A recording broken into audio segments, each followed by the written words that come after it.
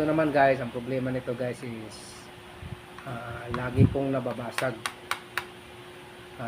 Pinutol ko lang po yung kanya, yung dulo, kasi po balak ko sanang ipalit, pero okay pa naman ito. So ang gagawin ko na lang po, i-ready ko na lang po for next na magiging ganito. Kung kahoy po ang ginawa kong casing dito, ito naman po rubber po. Kaya ngayon, para medyo mas madali sa inyo po gawin, kasi po pag ito medyo matagal, kung hindi po kayo karpintero nito, hindi kayo makakagawa nito. So ngayon, kahit hindi kayo karpintero, kung ito yung ituturo ko sa inyo, mas madali po. Okay? Lalo po laging ginagamit nyo yung extension nyo, so hindi maiwasan na may bagsak. Kailangan po may protection. Ipapakita ko guys.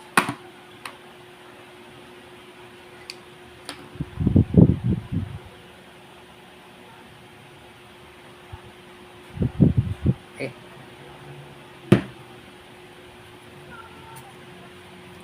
Ikakalat lang guys. Kailangan po malagyan lahat para at least maganda yung dikit.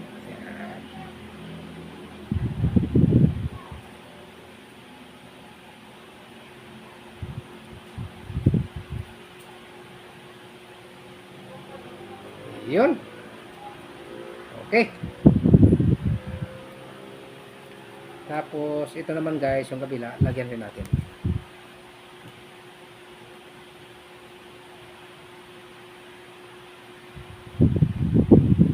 Okay. Cut muna natin.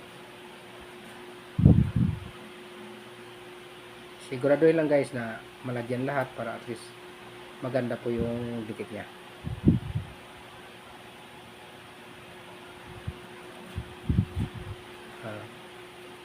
Maganda po ito pag halimbawa lagi nyo ginagamit yung extension nyo, hindi maiwasan. Katulad kasi sa amin, lagi po namin ginagamit kung hindi barina, welding machine po.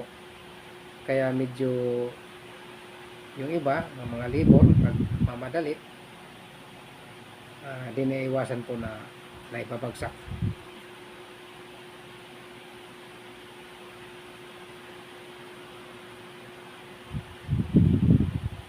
Okay. Tayo muna natin na matuyo.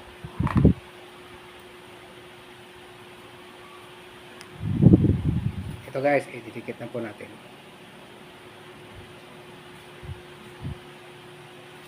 Yun.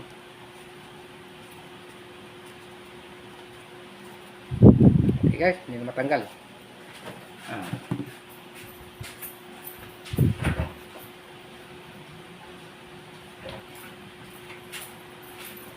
Kailangan po natin guys ito, tatapasin po natin. Yan.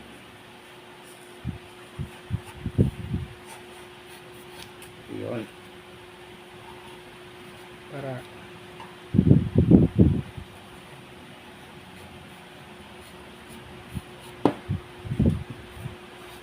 napatayan ako ng ilaw.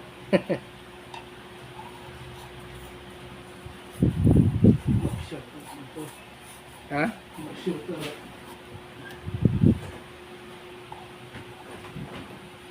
Okay.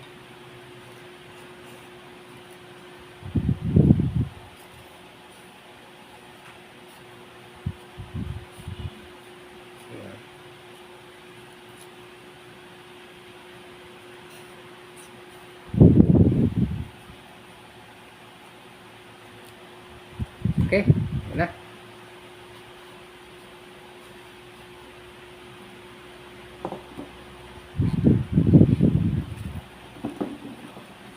Patuloy muna natin yung housely na wire. Hindi wala namang gamit ito. I-rewiring naman ako. Kapalitan ko po ng wiring niya. Okay. Ito po, kailangan maganda yung tapas niya para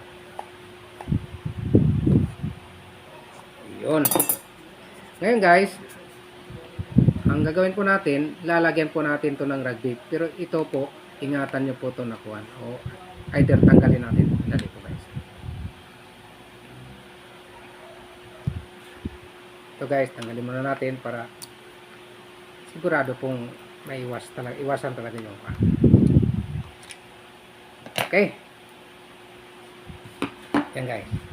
Ngayon,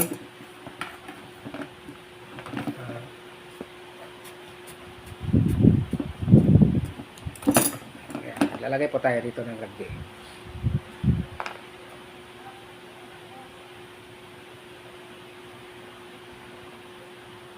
Okay.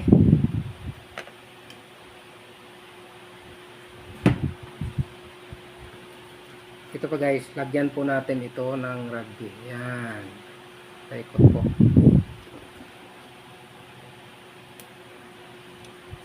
Para maganda po ang dikit. Yan. Tinanggal ko po yung dito niya para maiwasan na dumikit po rito. Kaya kailangan po natin to natatanggal po. Yan.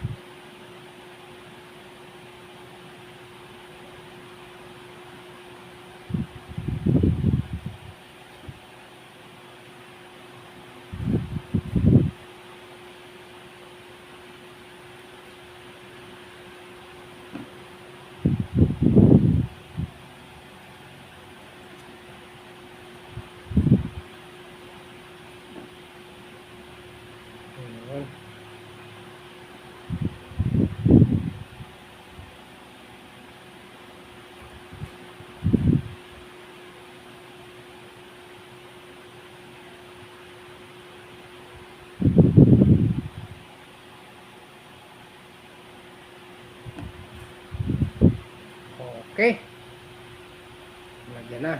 So, aantayin na lang po natin na matuyo bago natin ilagay yung rubber niya. Paikot.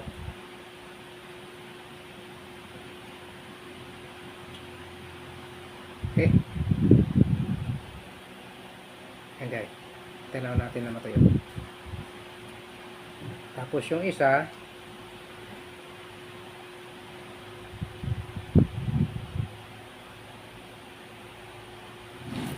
ito yung lalagyan po natin ng rugby. Yan.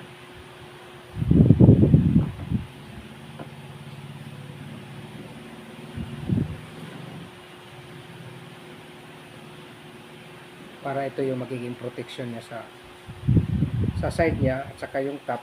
Halimbawa nababagsak. Kasi kalimitan sa amin dati yung lagi namin ginagamit yung extension, hindi po naiiwasan na naibabagsak, nababasag po yung extension.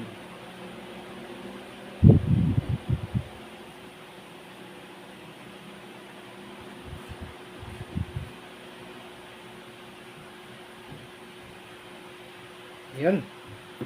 So, mag-antay na lang po tayo na matuyo. Yan na lang po ang huling step na gagawin natin para at least makikita nyo yung idea na sigurado akong makakatulong sa inyo. Yan.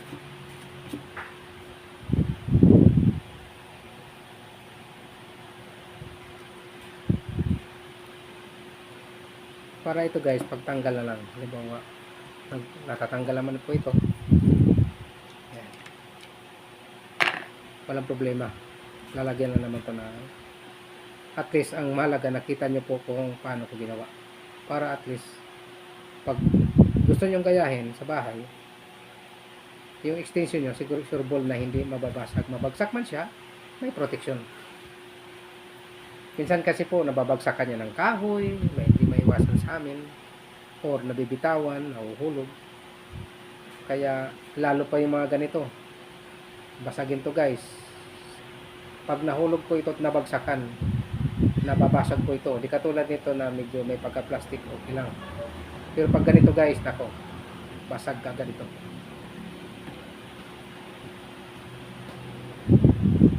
Ayan, tuyo ka na ba? Wala pa. Basa pa. Magalaw pa. So, hindi pa pwede.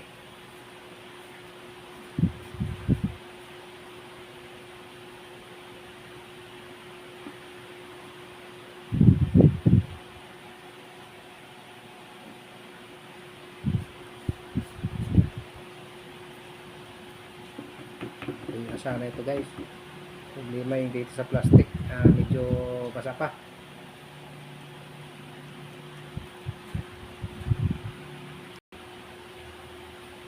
Ito na po guys, na idikit na po yung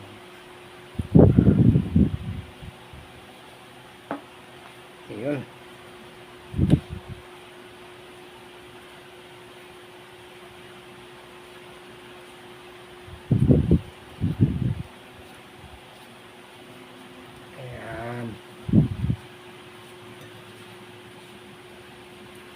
Ulitin na ito guys kayo, hindi ganong dumikit.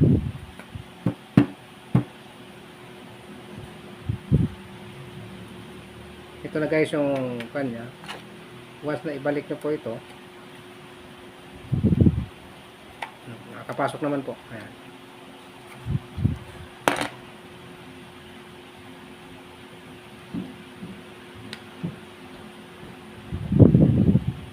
Okay.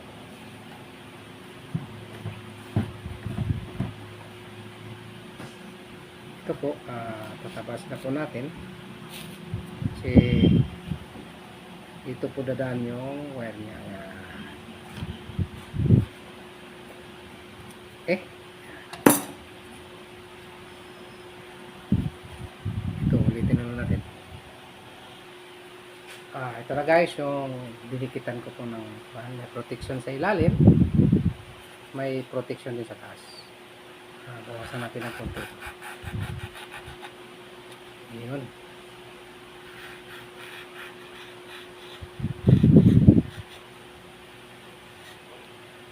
Ayan po. Ayan na po yung balot ng extension. So, kailangan na natin ibalik ito.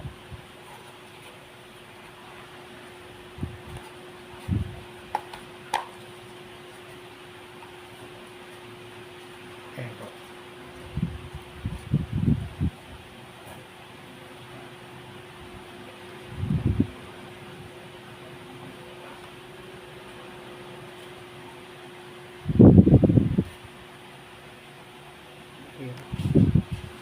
Ayan na po yung itsura ng extension, yung outlet.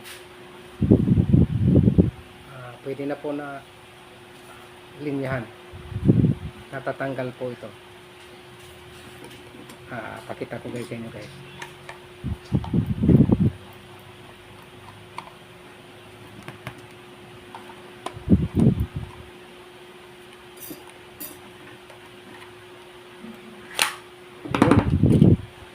Ayan guys, madali lang po. Pwede po natin linyahan. Ayan.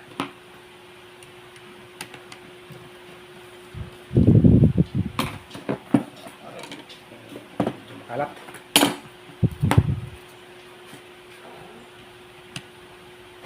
Ayan, ang simple guys. Ayan.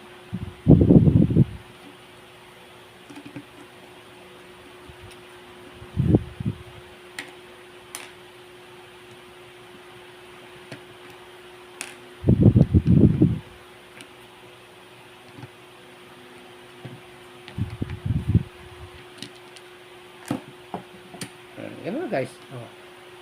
Pag halimbawa maglilinyak po kayo, ayan, pupi naman. Ayan. Pwede po malagyan.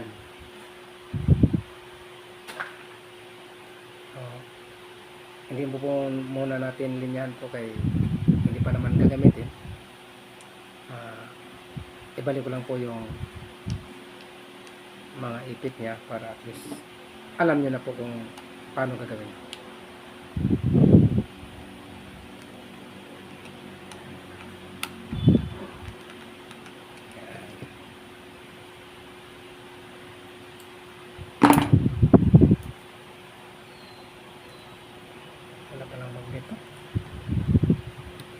Tanso pala ito. Ayan. Para sa sunod na magbukas, ready na po. Yun. Okay. Balik muna natin to guys, kaya baka mawala.